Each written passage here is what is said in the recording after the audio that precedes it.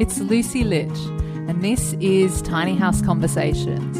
It's the Australian-based podcast where I interview experienced tiny houses, tiny builders, and adventurers in the tiny world so you can discover how to create, build, and transition into tiny life.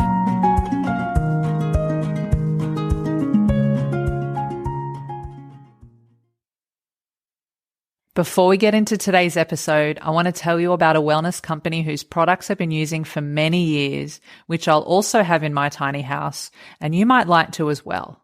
If you've been listening to the podcast for a while and following along, or you know me personally, you'll know that health is super important to me. It's my number one value, and that includes a healthy home environment, especially a healthy tiny home environment. And Block Blue Light are an amazing company who supply specialty downlights, light bulbs, reading lamps, blue blocking glasses, and much more to help reduce your exposure to artificial light from all your devices, regular LED lights, and other unnatural sources of lighting, as well as electromagnetic fields or EMFs, especially at the wrong times of the day or night. Artificial light can impact our sleep and can contribute to other health effects, often unknowingly, which we'll cover in a future episode. And just like anything, the key is what impact this has on our health over the long term.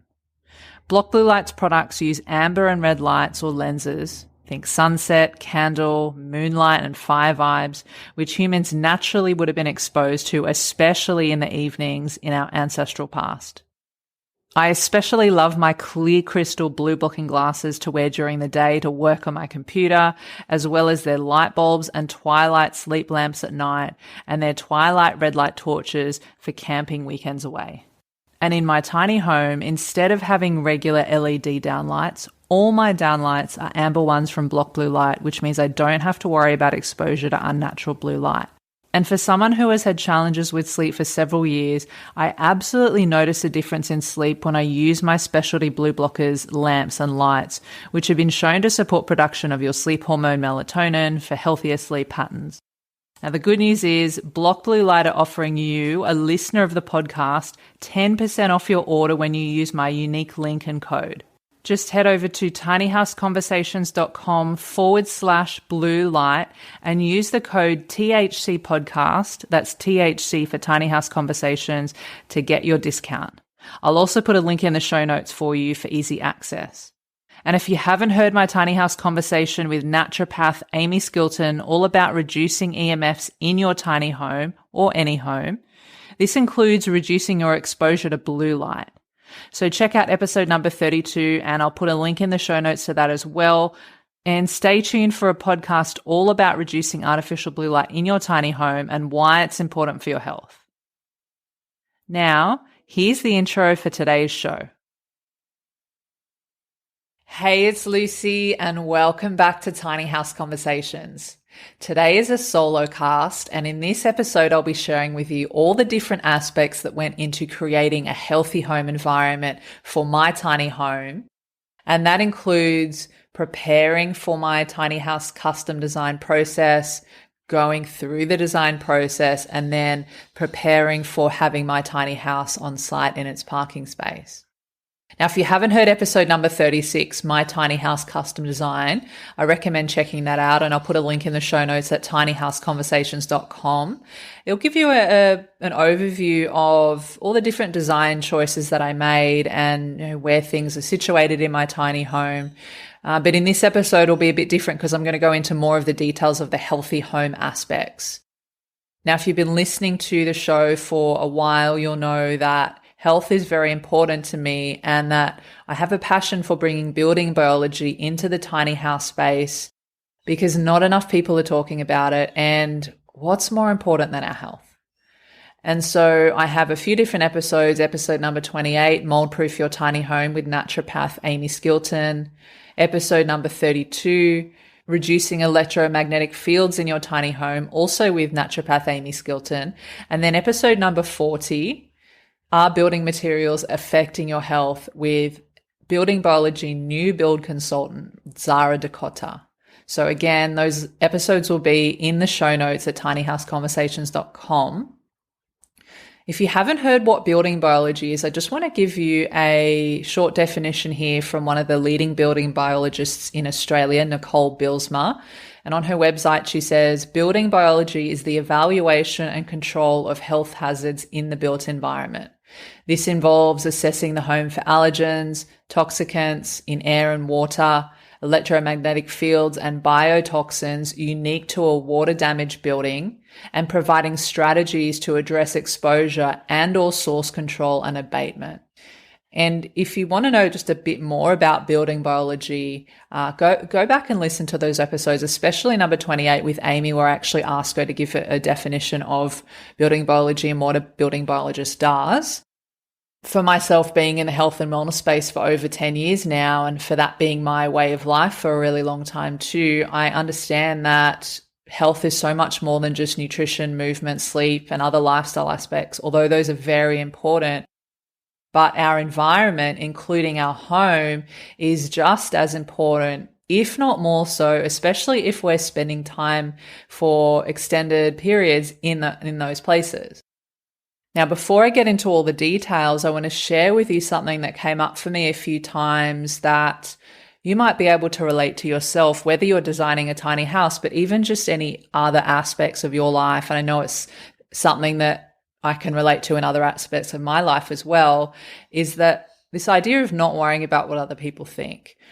So for me, as it relates to creating a healthy home, some of the different requests that I had and the different questions that I asked were maybe a bit out of the box and not as common, and not and maybe some newer things that, you know, the building company didn't deal with before or hadn't been asked before.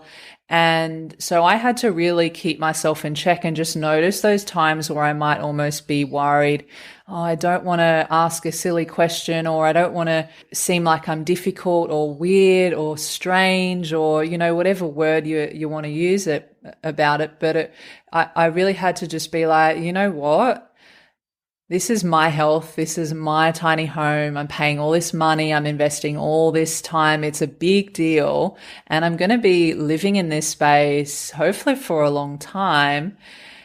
And so just be okay with asking these different or unique questions, and be okay with just asking for what you want, or seeing if what you want is possible, and you know, all of that kind of stuff. So I would just really want to highlight that here at the start, because you might experience that in your own way, you know, whatever it is that whatever experience that you're having or whatever situation you might be in, is just noticing when you fall into that worrying about what other people think, and then remember the bigger picture of it all and be like, no, I'm okay with asking the weird questions, or I'm okay with doing something that's a bit out of the box and different to what other people might do. Now, that being said, let's dive in. So first thing I want to share is what I found super valuable for preparing for the custom design process was to actually do some consultations with different people. So I actually consulted with 4 different people during the preparation and the design of my tiny home. That included 2 different EMF consultants, electromagnetic field consultants, as well as composting, toilet and wastewater management consultant, and then a consulting session for just preparing for different aspects of starting out on tiny house living, and just asking a few different questions about that. So I'll share a little bit more about those different people as we get to the different areas when I talk about them. But the first area I wanted to talk about, because I feel like this was one of the main aspects of creating a healthy home for me, was the electromagnetic field situation. So the electroclimate of my tiny home. And so the 2 people that I consulted with were, one was Amy Skilton, who was on the podcast twice, I mentioned before. And then the other was Lynn McLean, who is the founder of EMR Australia, or Electromagnetic Radiation Australia. And you know, being on this path of health and wellness for a long time, and having an awareness of this electromagnetic field situation, I'd already had a lot of stuff in place in my own life, just in other homes that I lived in, and different practices and things like that. But This was a really new experience to have the opportunity to create my home from scratch, where I could actually have a say in and have maybe a bit of control over how things are constructed and laid out and set up when it comes to the electrical wiring in a home. And so both Amy and Lynn said to me, and I kind of intuitively knew this already, is don't have any electrical wiring in the sleeping area and don't have any electrical wiring in the living area. Those are the two areas that we spend most time. And then just to take a step further when it comes to the sleeping side of things is, you may or may not know this already, but when we're sleeping, our sleep state is, the ultimate healing state. It's when our body is resting and there's so many different processes going on so that we're able to heal. And, different hormonal things happening, different things with our brain. And so when we're exposed to electromagnetic fields, when they're too close to us and we're sleeping and going through that healing state, those processes can be interrupted. And so that's like a really important thing to consider. And for me, I also have a bit of a sensitivity to these fields and have had sleep challenges over the years. So this was just something that was super important to me. And so when I spoke with Danielle, the first thing I said to her was, the biggest and most important thing for me is creating a healthy home environment. And that includes being strategic about where the electrical wiring is going to be situated. And then one of the other things that Lynn said to me was, make sure that you ask for the active and neutral electrical wires to be run together, not separately. Now, I don't understand the way things are laid out and that kind of terminology when it comes to electrical wiring, the active and neutral and how that all works. But that was something that I either mentioned to Danielle, and she made sure that was the case with their electrician. So that was really great. And then following on from the electrical wiring was also not to have any power points or light fittings or any kind of electrical thing around those areas as well, especially the sleeping loft. So what I've done is I actually have no electrics at all in the sleeping loft. The closest electrical thing would be the downlight, which is on the ceiling right above the top step of the landing that goes into my loft, but nowhere near my head and nowhere in proximity where it's going to be an issue.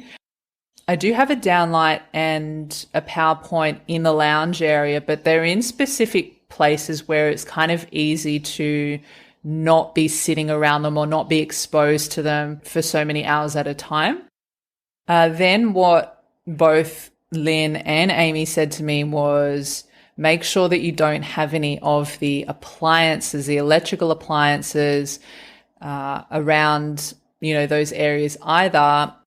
And especially be mindful that if you have the kitchen underneath your sleeping loft and there are electrical appliances there, especially something like a fridge, which is on all the time, you're going to have the exposure to electromagnetic fields, but they're going to be coming from underneath the sleeping loft, so underneath where your bed is. And that's also, electromagnetic fields are able to penetrate that area and are able to, you're still exposed to them. And so this is a big reason why in the layout of my tiny home, I have the storage loft on top of the kitchen, and then at the other end I've got the lounge room underneath the sleeping loft, so to avoid that situation.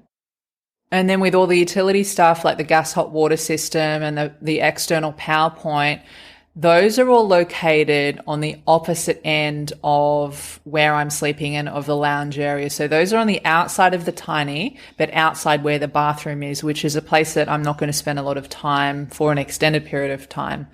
So that's something to consider as well. Now, one of the things along these lines that I mentioned to Danielle was that I didn't want to have any appliances in the home that were Bluetooth, smart or other wireless technologies, and that I would want to have everything that was hardwired. And, one of the things about being exposed to electromagnetic fields is the best thing that you can do is to keep your distance from them. But obviously in a tiny home, smaller space, it's harder to create that distance. And so especially with wireless technology, which covers the fields cover a wider area that you can be exposed to versus, say, electric or magnetic fields, which typically, if you're about 2 meters away from them, it's not such a bad thing because the fields drop off, but wireless fields extend even further. And so even with my iPhone and my laptop at the moment in my home now, and as well as when I move into my tiny home, I actually have them hardwired. So I use the Ethernet connection and I'm not using wireless just to be able to minimize, because again, it's that distance that makes a difference. And then the other component of that is the exposure over a long period of time, and that yes, we can't control what's happening outside our environment and with our neighbors and those types of things. And when we're going into public places, or what our neighbors have in their homes, nearby ours. But where it really counts is our own environment, because that's where we're most exposed and we're in the closest proximity to. So this is a really important thing for me. Now, interestingly enough, I went through the design process before I recorded episode number 32 with Amy. Now, I was aware that having a ColourBond roof and ColourBond cladding were good options for reflecting wireless fields from the outside of your tiny home. But what Amy said in this episode, which made me go, oh no, I've got to revisit this, is that when you have the ColourBond on the outside but wireless fields on the inside, whether it's from appliances or devices like your phone, your laptop, and other electronics, that the ColourBond can really amplify those wireless fields inside your tiny and create this microwave type environment. And so, coupled with what Amy had said in the podcast, as well as something Lynn had said to me in a consultation, that just because an electronic device has a power cord or a plug doesn't mean it doesn't have wireless, Bluetooth, or smart technology. And then I was stressing a bit, because then I was like, oh no, we've already signed off on all these things in the design process. And I went to Danielle and I shared with her, what Amy mentioned and this new information that I received. And this is one of the things that I love about working with them, because, there were no stupid questions. Nothing is too hard. I was able to kind of let her know about these things. And then she got in contact with the electrical department at their building company and just flag this and make sure they knew to check on every electronic device that was going to be in my tiny. So it was things like the fridge, the oven, the fan, the exhaust fan in the bathroom, the smoke detector, the range hood, and a couple of other things. And I'm so grateful. They went through it all super carefully for me and eventually came back and said there's no wireless, smart, or Bluetooth technology. And yeah, so that was interesting. But yeah, something that's really important to consider. And Amy actually mentioned to me that she has clients that have been in that situation before, of really creating this strong microwave type environment and becoming, unwell. And so with the lighting in my home, I supplied all the downlights from a company called Block Blue Light, who specialize in specialty light bulbs that remove the blue light. And so you would have heard more about that at the beginning of this episode. So my external light on the outside of my tiny above the front door, I've also got a Block Blue Light E27 screw bulb, which has also got the blue light removed. Now, not to go into too much nerdy detail about all of this, but some of the main reasons for having these amber bulbs that have the blue light removed is there are health effects from this artificial blue light that come from whether it's light bulbs, also our devices, so our phones, our computers, and, pretty much every electronic device emits this blue light frequency. So if you think about nature and how we would have lived in our natural environment and being more connected to the light and the dark cycles of the sun and the moon. So during the day, we would be exposed to all this natural light from the sun, including the blue light from the sun, but in a natural way. And then, in the evening, the darkness comes. And so there's moonlight and there's maybe also firelight, candles, that kind of thing. Those are natural ways of exposure to the different light frequencies and the different light spectrums. But now what we have in our modern environment is that we have this situation where we're exposed to these bright blue lights from our devices and from our light bulbs and our lamps and all sorts of things in the evening time. So it's almost like darkness never comes. And when that happens, when we create that artificial environment and we kind of become out of alignment with the light and dark cycles, the natural light and dark cycles of the sun and the moon, that's where we start to see different health effects. And for some people, it can manifest in sleep issues. Other people, there could be many other different health effects, too much to go into now. One other analogy I want to use is, when you're watching a sunset, and the sky goes from blue to then all these beautiful red and orange and yellow colors. That's the blue light being removed from the sky. And what is left are those amber, orange, red, yellow type colors that we're supposed to be exposed to in the evening. And that's nature. And so inside our home environments, we've created this situation that is very far from nature. So by using these types of things like the downlights, and I have other things like lamps and different light bulbs and blue blocking things, that's my way in the modern world of kind of trying to mimic these natural cycles of nature. And just a side note, if you want to know more about all of this, there's a really great book called Lights Out, Sleep, Sugar, Survival by T.S. Wiley. I'll put a link in the show notes. And she goes deeper into all of this, including the health effects of being exposed to all this unnatural light in our modern environment and living out of alignment with nature. Now, a couple more things I want to say about the electromagnetic fields is the situation that I have with the internet. So for a few years now, I have not had Wi-Fi internet at all. I've had a modem that I got from EMR Australia that's just an Ethernet modem, so there's no Wi-Fi at all, and basically plug in an Ethernet cable in between the modem and my laptop. And so there's no wireless fields at all. So I'm going to be doing the same thing in my tiny home. Now, because I'm going to be living in a rural area, I only have access to satellite internet. So what I've done for that from an EMF perspective is having that ColourBond roof where the satellite dish is going to be on top of the roof, and using the same type of approach for wireless fields, and then having that internet modem that's Ethernet rather than Wi-Fi that's going to be connected to the satellite modem, which I've checked. The satellite modem doesn't have any Wi-Fi that comes from it, although it might have some other electric and magnetic fields. It doesn't at least have the wireless technology. Now, you might be thinking that some of that talk around electromagnetism and light spectrums and all of that kind of stuff is maybe a little too much, or why even bother, or it's not a priority, or it just sounds inconvenient, too hard basket, what's the point? What I would say to that is, I feel like we live in a world that's become so obsessed with convenience and productivity and how can I do this more efficiently? And, all of our technology is becoming wireless. And what is this doing to our health? Is this the healthiest way? I know for me, I'd rather be a bit old school and maybe have to even go out of my way, which I often do, for the sake of my health, rather than taking the easy way, the short way, the more convenient way, potentially at the expense of my health.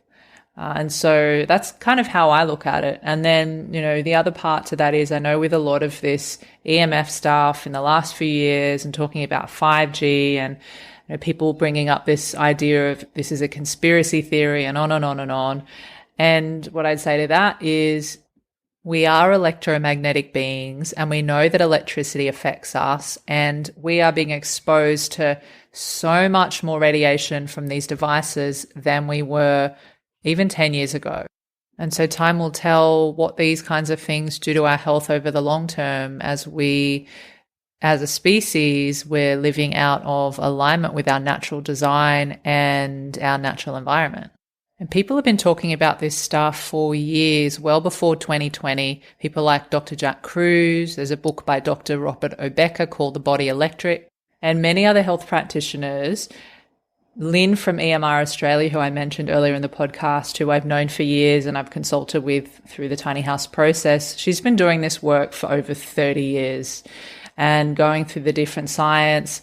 In my episode with Amy Skilton, episode number 32, Reducing Electromagnetic Fields in Your Tiny Home, Amy talks about a scientific database that catalogs the health effects of electromagnetic field exposure, and that thousands of them are funded by industry. And, you know, there's no surprise with that. We can say with a lot of things, you've got to follow the money and see who's behind all of these types of things, like who's funding this and where are the conflicts of interest.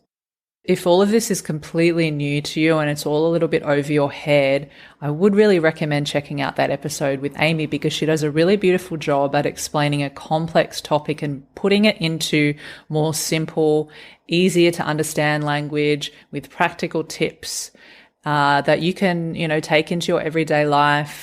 If this is something that you want to explore more, or if this is something that is really important for you.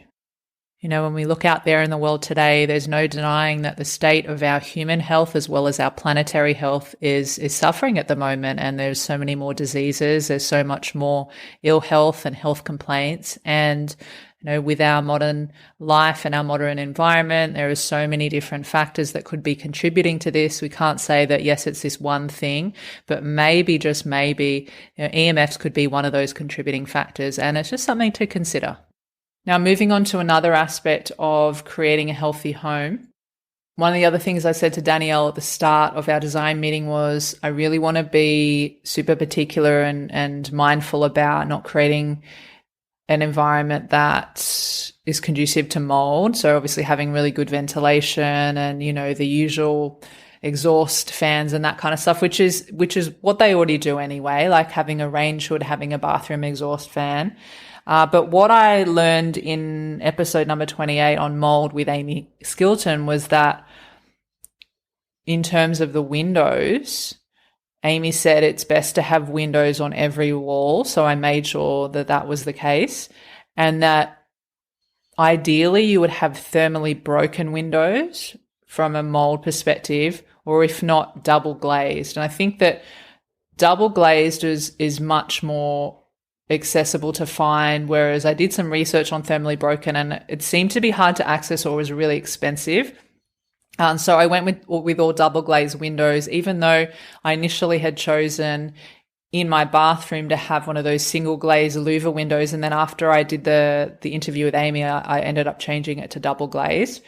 And so what I'm also going to just make sure that I do is just have my windows open as much as possible. So in my sleeping loft, I've got a skylight above my bedroom.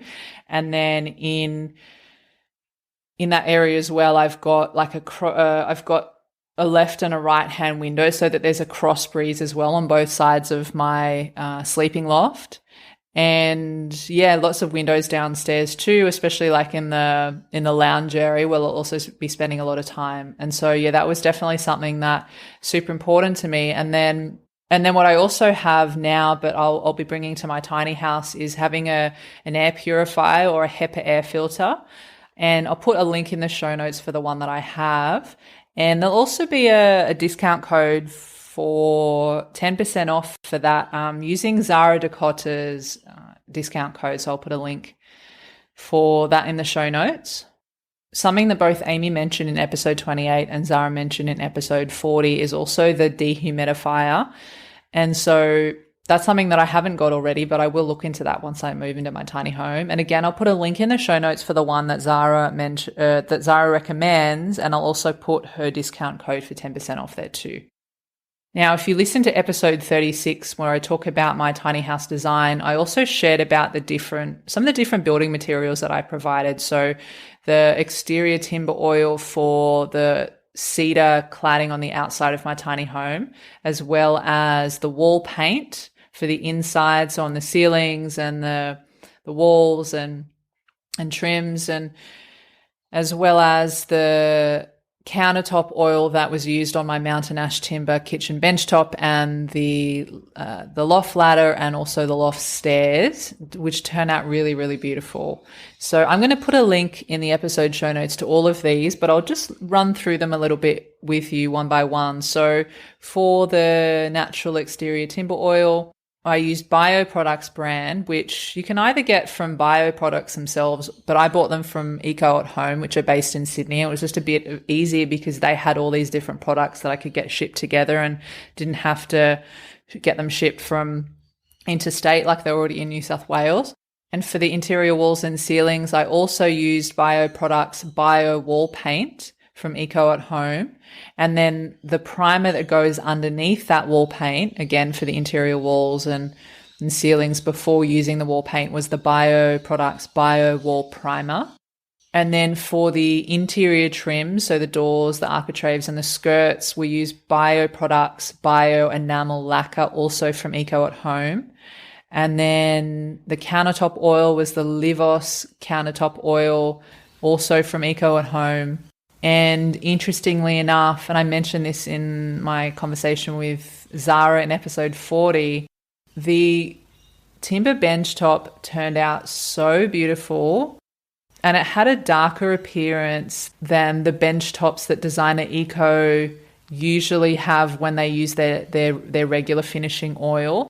And they loved it so much themselves that they're going to see how they can try and incorporate that same countertop oil in all their builds going forward or at some point. And so I thought that was really, really cool.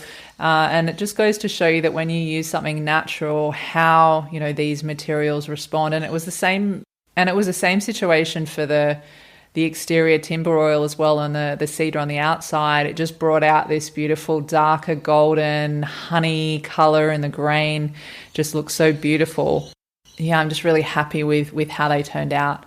And then for the exterior fascia, we use the Natural Paint Co's Fortitude color, which is the closest color we could get to the monument color of the ColourBond roof.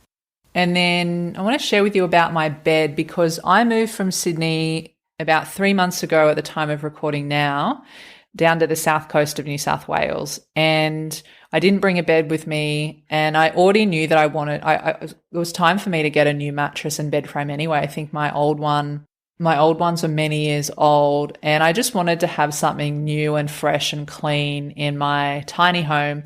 And so I went with a new mattress from the Natural Bedding Company and also a bed frame. And so I went with the Aurora mattress with the low-line bed frame, and the low-line bed frame is made out of untreated Tasmanian oak.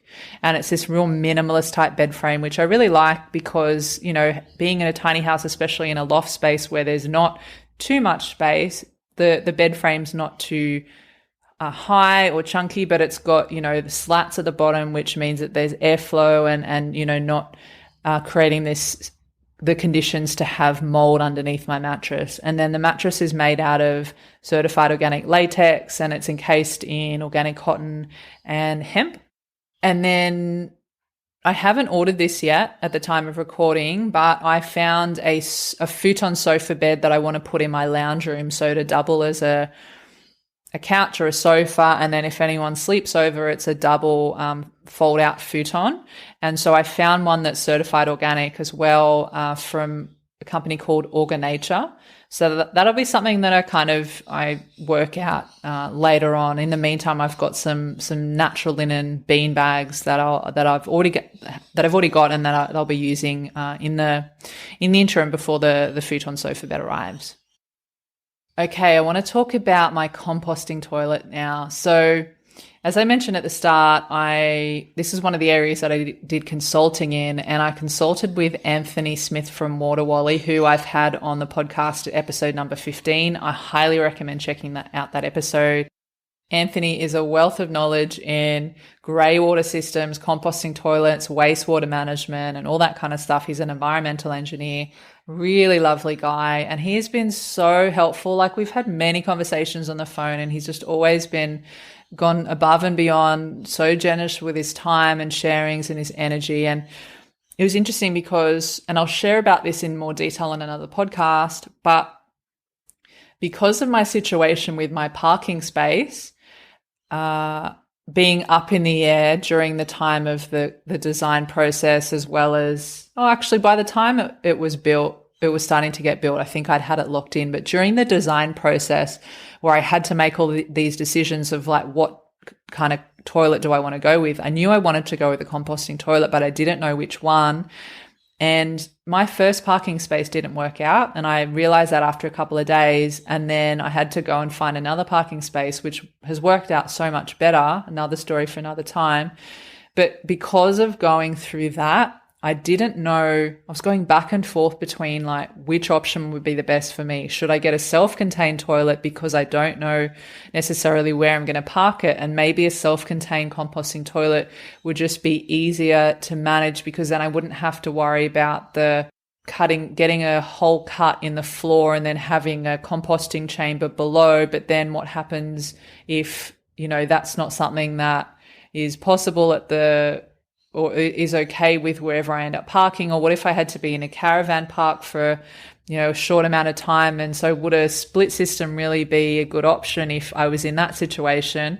Whereas if I had a self-contained toilet, then I could just kind of, if I had to, could I use a dumping point to dispose of the waste for now? And, just this back and forth. And, I considered the separate tiny or the separate villa. I considered the nature loo, the green loo, and then it kind of came to this decision, just talking to Anthony, it was going to be between the nature loo, which is a split system with a chamber below the floor, which requires a lot less emptying, versus the wandering Wally, which is Anthony at Water Wally's version of the separate composting toilet. And because the separate is a European brand, I think it's Swedish, versus the Wandering Wally, which is Australian, for me it's also important to consider the environmental aspects of, how far these things are being transported and that kind of stuff. And I just wanted to support Australian made in this situation. So then I ended up going with the self-contained Wandering Wally, which I got shipped to Designer Eco and they installed it all. And then interestingly enough, now I've found my parking space that I feel like I'm going to be there at least for, 2 or 3 years. I don't know, it could be longer to see what happens, but I know that this place is much more suited to me than where I was before. And so now I'm kind of like, should I have gotten the split system? But I've got the Wandering Wally, and I'm excited to try it out, and I will share my experiences. So watch this space. And I highly recommend, if you're wanting to know more about navigating your own situation with grey water systems, composting toilets, that kind of thing, that Anthony does consultation. So I'll put a link in the show notes for that as well at tinyhouseconversations.com, as well as our podcast episode together. And just one more thing I wanted to mention about the internal part of my tiny home as it relates to healthy home environments is I've been super mindful for a long time of getting rid of all unnatural cleaning products, personal care products, that kind of stuff. And I'm not going to go through all the different things that I use, but I will say, because I think what's very common for a tiny home is cleaning the tiny home, and then being in a smaller space, you really don't want to have those chemicals there. And so what I'll be using to clean my tiny home is I've got Young Living essential oil based cleaners, so like the Thieves household cleaner as well as the Thieves essential oil, which I'll use, and I'll probably use some vinegar as well as maybe bicarb soda. But yeah, just trying to be as natural and chemical free as possible. Now, before I get to the external aspects of my tiny home, I just wanted to mention that when it comes to building materials, it's really hard to have, every single aspect of your home be completely chemical free. Because the reality is that in the building industry, with building materials, whether it's timber, whether it's other types of materials, often they're treated with chemicals and different substances that are very questionable, including the glues and the different finishes and the different paints and all of that kind of stuff. As well as it's pretty hard to source, or it's really expensive to source, other types of natural materials, whether it's hemp, whether it's bamboo, and things of that nature.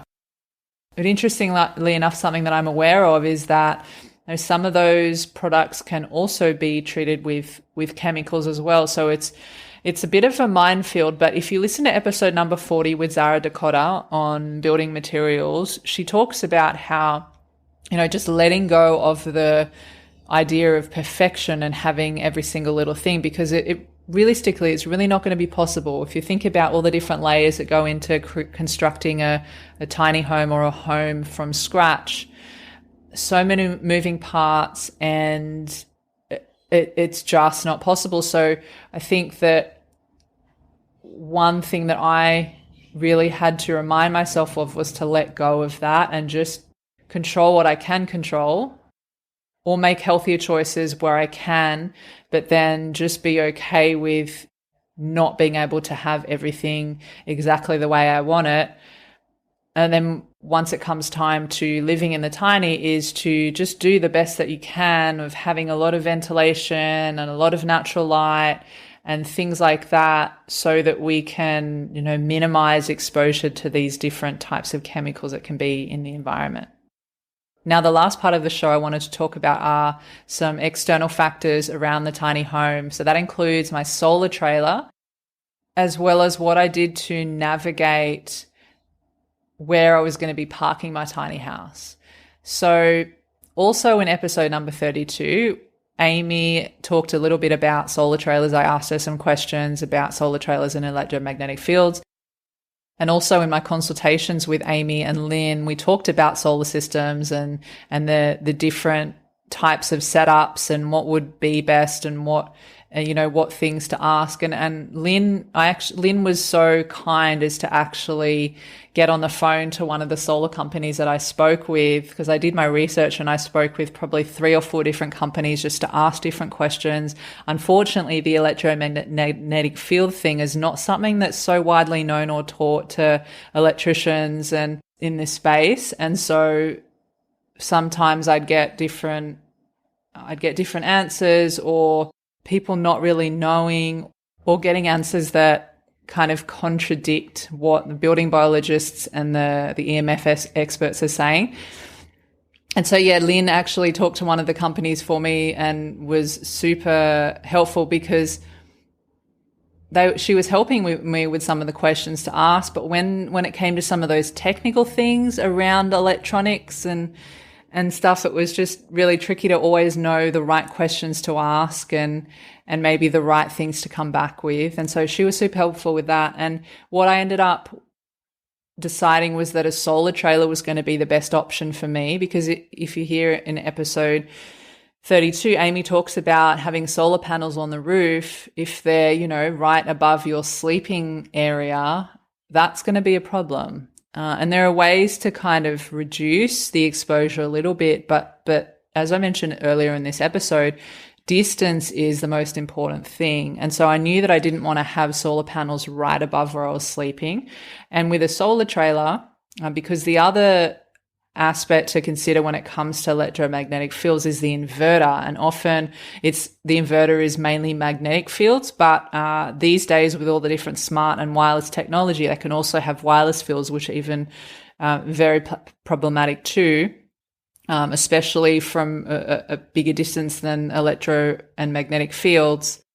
I decided to go with a Designer Eco Tiny Homes trailer, but what I did was I asked if I could customize and use a different inverter that didn't include smart technology, and that could be where the Bluetooth and all of that could be turned off. And I also decided had the option between a manual generator or an automatic generator. And most people would go for the automatic generator because it's easy and you don't have to think about it. But what I realized with an automatic generator is there's an extra bit of wireless technology that communicates between the inverter and the generator, which means like more electromagnetic fields. And so I decided that I'd rather get a manual generator and not have that extra feature. But then also the other side of that is I like to be involved and understand how, this system is going to work, so that I can kind of just have more of an awareness and more of an involvement in the workings of something that, is part of my home and the way that I'm living. And so if I had to monitor it myself and just go up to the system from time to time and go and check where it's at, and if I need to use the generator and go and start it myself, that I would do that. And then the other thing, obviously with the solar trailer, so everything is on the trailer. So there's nothing at the tiny house. There's no inverter, there's no solar panels. It's all on the trailer, and the trailer can be situated up to 50 meters away. So either the trailer comes with a 20-meter cord as standard, or you can customize it to maybe be longer than that. And so I decided to get a 50-meter cable so that I could have it further away. And, just talking to Amy about this, she was saying that, she feels comfortable that, the solar trailer would be further away, because the other thing to consider, and this is something that I think is tricky, is that even though I've customized the inverter, and I'll put a link in the show notes to which one I've used actually, instead of going with the regular one that they typically use, which is a smart solar, which I didn't want to have, because that's a lot more wireless fields, is that there is a remote monitoring function. And Amy said to me in our consult that if there's a remote monitoring function, that means that there is some way that the solar system, so the inverter, would be talking to whatever device you use to monitor your solar system. And so what I've decided with that is to not install that monitoring app on my phone or my computer, because then it does have that wireless communication technology. Whereas if I don't use that and I don't download that app and I'm not connected to the internet through that, that should help to reduce exposure to some of those electromagnetic fields. And then, if I wanted to go up and monitor every now and then, I could just go up, to the system itself and take a quick look and then go. And what I'll mention is I actually use some electromagnetic field meters to measure the electric and magnetic fields, as well as the wireless fields. And I did that with the parking space of where my tiny is going to be. So I went around that area and just measured to see if there were any fields that were being picked up, whether it was from electric fencing, whether it was from different wireless fields in the environment, maybe from internet, from neighbors and the main home on the property, as well as maybe some underground electrical wiring anywhere. So that was really helpful, because you definitely don't want to be parking your tiny home directly below or directly above or right next to some electromagnetic field source. And then the other thing I did around that EMF assessment was I actually contacted a building biologist that was recommended to me by a lady that I know that's also a building biologist, but in a different area. And he actually did, so his name is Senri, and he is from Balanced Building Biology. I'll put a link in the show notes as well. And he did a radio frequency or an RF neighborhood assessment, where it's a virtual analysis. It's a couple $100, and he looks into the different mobile phone towers, the different NBN, wireless, satellite fields, and just other different problematic wireless fields that could be in the nearby area from where I'm living, where I was going to be parking.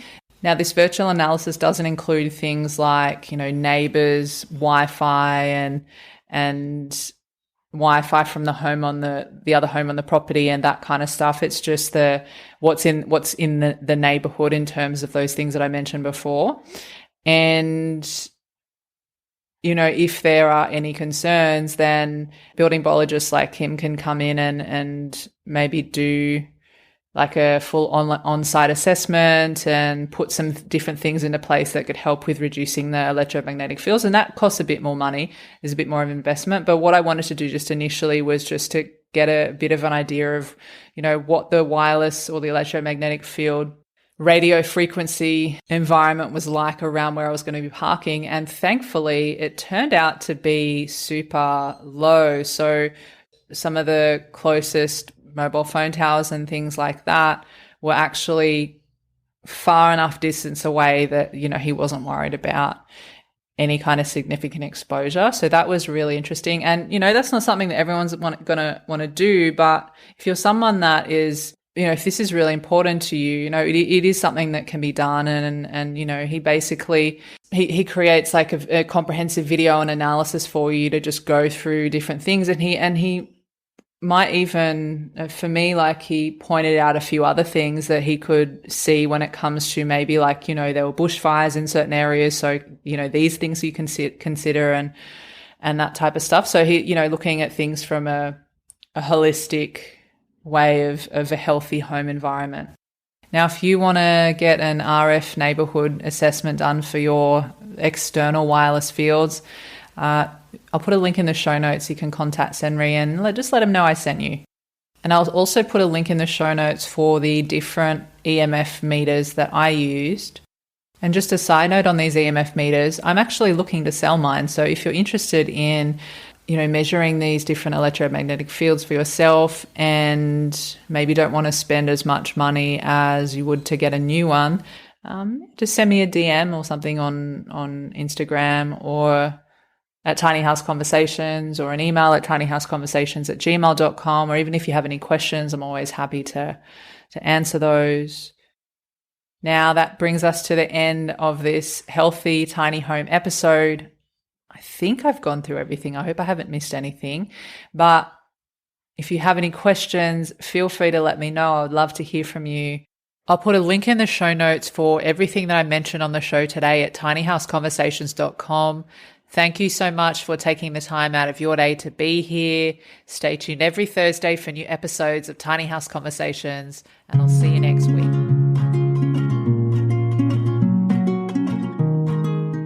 Thanks again for listening. And if you enjoyed the conversation today, you found it valuable, and you want to support the podcast, the best way you can do that is to share the love.